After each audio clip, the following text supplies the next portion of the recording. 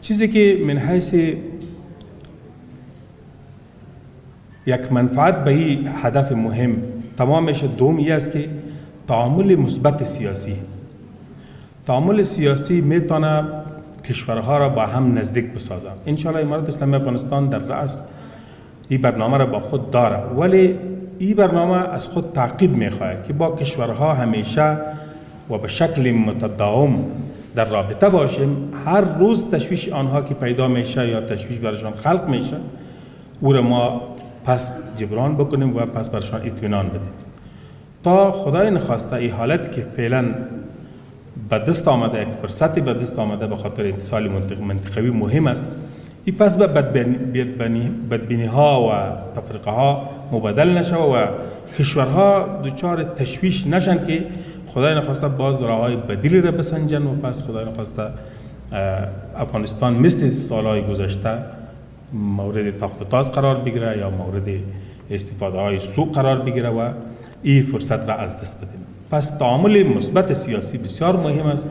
که تمام ارگان‌های مربوط باید به اهمیت آن متوجه باشند. یو بل چیز ډیر مهم دی هغه د پالیسی او د سیاست متوازن ساتل ډیر مهم دی. الحمدلله اوس افغانستان اسلامي امارت دغه سیاست خپل کړی سي، متوازن سیاست لري. کوم هیواد ته د کوم هیواد په نفع باندې نه اړیکې ساتلې کوم هیواد سره، نه له زاویې ورته ګوري چې د بل هیواد داینه کونی. افغانستان د افغانستان لپاره مهم دی، افغانستان د دې خلکو لپاره مهم دی چې دلته ژوند کوي، نه د کوم بل هیواد لپاره. ټول هیوادونه خپل ګټې ورته اهمیت لري او د خپلو ګټو په محور باندې څرخي. افغانستان هم انشاءالله دغسې یو سیاست لري، ولې دا سیاست دوامداره کېدل غواړي، دغه پالیسي ساتل غواړي او حمایه کېدل غواړي چې موږ د اوږدمهالي شکل باندې دغه متوازن سیاست وساتو. کومې خوا ته د تلې پله رانه کږه نه سي. خدای نه کرده که دا پله رانه کږېږي بیا دلته بیرته د مداخلو دپاره لاره هوارېږي. دغه فرصتونه چې موږ په لاس کې لرو دا ضایع کوي. یو شی لنډ اشاره وکړم، هغه څه چې استاد محترم یاد کړه چې افغانستان رښتیا د تقاطع یوه نقطه ګرځېدلې اوس ټوله دغه سیمه چې دلته د تجارتي لحاظه وصل کېږي او خپل هغه امکانات هم د موږ تر پولو را رسولي دي او دلته نقطه قطع ده. دا خو اختیاري نه و، دا خو د تاخت و تاز له وجې د اشغالونو له وجې و چې افغانستان ته فرصت ورنه کړ سو.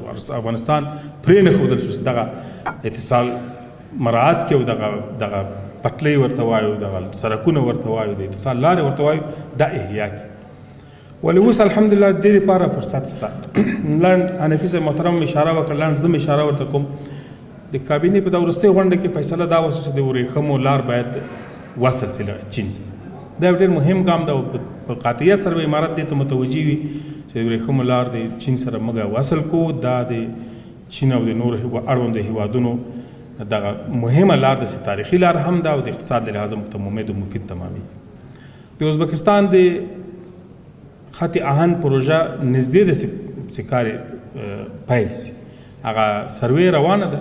دا خط آهن تر بلخ پورې را رسېدلی ده، را رسېږي بغلان ته راځي، له بغلانه بامیانو ته اوده ورکوي، میدان وردګو لوګرو بېرته داسې په اسارک باندې وځي، تورخم سره وصل کېږي. دا انشاءالله دې ته ظرفیت هم شته، امکانات هم شته، صرف دې ته منتظر یو چې هغه کار پیل شي او عملي شروع پرې وشي.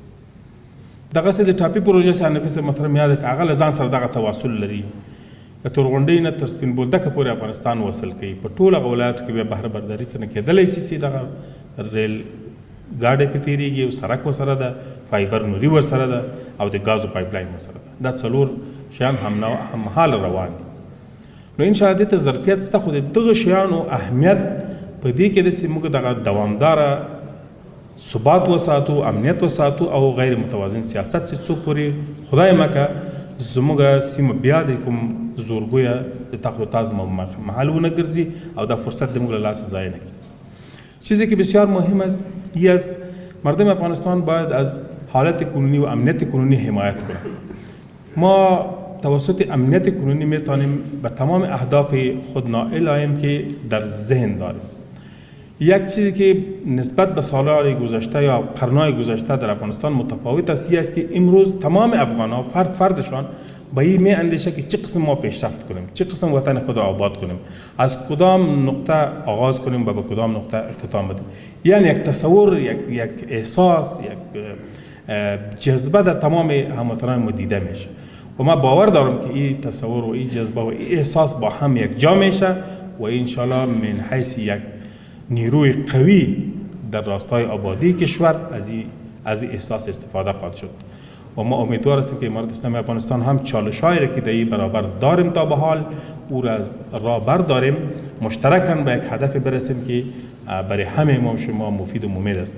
و چیزی را که می‌خوایم همچون نهادهای علمی مثل اکادمی علوم کشور همیشه باید تلاش داشته باشند که توسط همچون سمینارهای علمی تحقیقی در راستاهای مختلف، در بخش‌های مختلف کشور را و پالیسازهای کشور را توجیه کنند، با آنها دلایل را ارائه کنند، آنها را قانع بسازند که وضعیت فعلی یا سیاست فعلی چقدر مفید است و در کدام نقطه ها ما مشکلات داریم و چه قسم او را رفع می‌سازیم. با تمام دستگاه سیاسی باید نیروی علمی ما یا نهادهای علمی ما باید همکار باشند، در این جمله استادای گرامی، در این جمله دانشمندای گرامی با سیاسون همکار باشند، توسط ارائه مشوره ها، توسط همچون گردهمایی ها آنها را توجیه کنند تا بتوانیم مشترکاً کشور خود را به طرف آبادی، رفاه و بازسازی